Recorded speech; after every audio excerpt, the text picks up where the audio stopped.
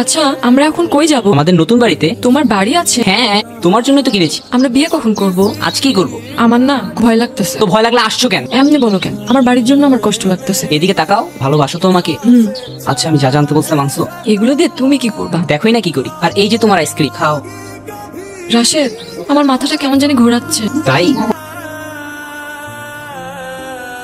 রাশেদ, রাশেদ কই তুমি?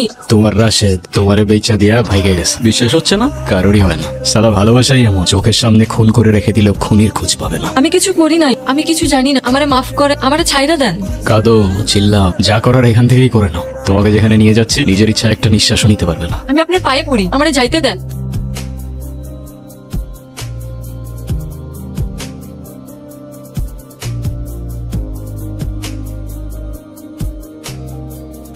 বেগম জান, নিয়ে আসছি। এই মায়াডারে নিয়ে ঘরে রাখ। ওই চল।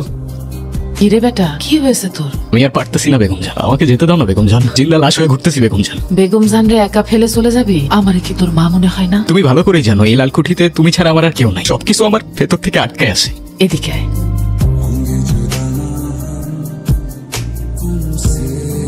কেউ আছেন? কেউ আছেন এখানে? কি হয়েছে? যতদিন পর্যন্ত তোমাকে বেঁচে দেওয়া না হচ্ছে ততদিন পর্যন্ত এটাই তোমার বাড়ি। তোমাকে কেনার জন্য এই শহরে হারামজাদার অভাব নাই। যত তাড়াতাড়ি সত্যটা মানবে তত তাড়াতাড়ি কষ্টটাও কমবে। ঢোকাও, মগজে ঢোকাও। বারবার আসবো না আমি বোঝাতে। গুরু, কি হয়েছে? সকাল সকাল এরকম ভ্যাবা করতেছিস? দারোগা আবার আসছে। আসতে কোনো কষ্ট হয়নি তো দারোগা বাবু? তুই থাকতে কি আর আমাদের সুখ আছে? আমরাই তো সুখ বেছি। হঠাৎ লাল কোঠিতে পকেট খালি নাকি? নেন, রাখেন আর কাটেন। আগে দিবি না? তাইলে তো আর এত ঝামেলা করি না। কিছু মনে না করলে একটা কথা বলি দারোগা বাবু, আগুন ছাড়া সিগারেট জ্বলে। আপনার মতো সরকারি লোকের পকেট কখন ভরে না। গুরু কাল থেকে কিছু খায় নাই, খাবারটা দিয়ে আয়। খাবার দিয়ে গেছে, খাও নাই কেন? আমি খাবো না। না খেয়ে মরতে ইচ্ছা করতেছে নাকি? মরলে মরবো।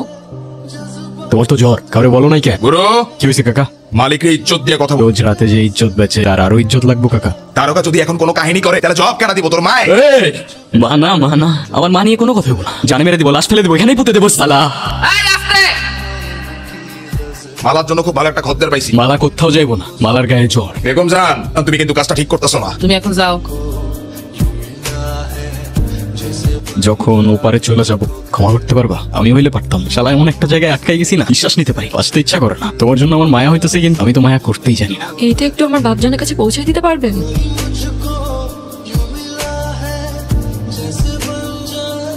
বাপজান, আমার সালামিও, আর আমারে মাফ করে দিও। আমি কোনো কিছু বুঝে করি নাই। বাপ পালানোর আগে তোমার কথা ভাবতাম। কত আগে রাখতা তুমি আমাকে, কোনোদিন কোনো কিছু অভাব বুঝতে দাও না। এই দুনিয়ার সবাই তোমার মতো না বাপজান। তোমার সাথে কেমনে আমি এই নাফরমানিটা করলাম? ছোটরে আগলে রাখ, হয়তো তোমার সাথে আর কোনোদিন দেখা হবে না। ইতি আপনার মালা। বাড়ি কোথায় তোমার? আসিল আজকে রাতে রেডি থেকো।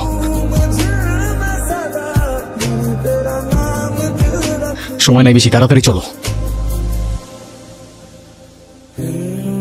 গুরু ঝামেলা করিস না, মায়াডার নিয়ে যাইতে দে।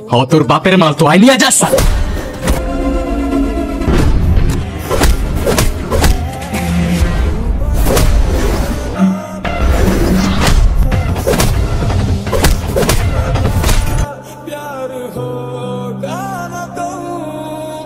তাড়াতাড়ি চলো, সন্ধ্যার আগে পৌঁছাইতে হবে। হে গুরু, পালানোর তো জায়গা নাই রে বাজা। কফিনে না হয় মাটির নিচে, আজকে না হয় কাল তুইও যাবি শিকদার। সময় গুনতে থাক।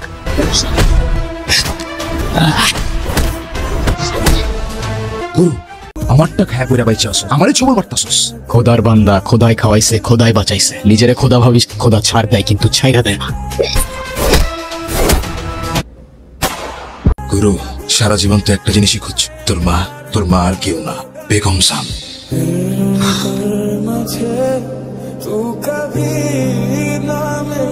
এই দুনিয়াতে সবাই দৌড়ায়, কেউ নারী, কেউ টাকা, আর কেউ ক্ষমতার পিছে। তুমি আর আমিও তো কম দৌড়াইলাম না, সুখ পাইলাম কই? লালকুঠির রাজপুত্র ছিলাম আমি বেশ, সন্ধ্যা নামলেই হারায় গেল তোমার এলো কেশ।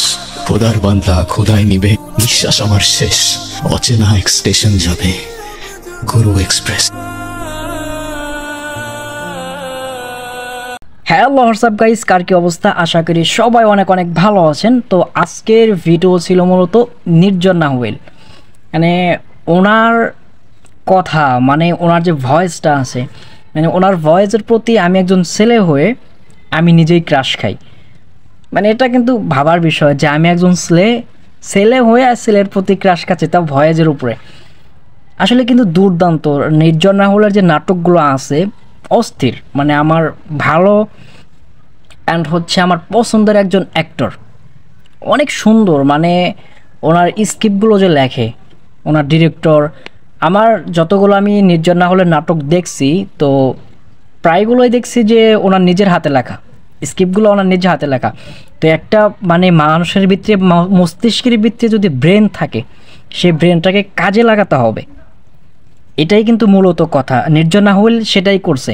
প্রথমে অনেক কষ্ট করছে সে, আমি তার পুরো নাটকগুলো দেখছি, অনেক কষ্ট করছে। অনেক কষ্ট করার পরে আজকে সে এত উপরে আসতে পারছে। তো কষ্টর উপরে কোনো কথা নাই, কষ্ট করলে কিষ্ট মেলে, ঠিক আছে? তো নির্জন নাহুলকে আপনাদের কেমন লাগে অবশ্যই কমেন্ট করে জানাবেন। আর এরকম ইন্টারেস্টিং ভিডিও পেতে আমাদের চ্যানেলটি সাবস্ক্রাইব করবেন।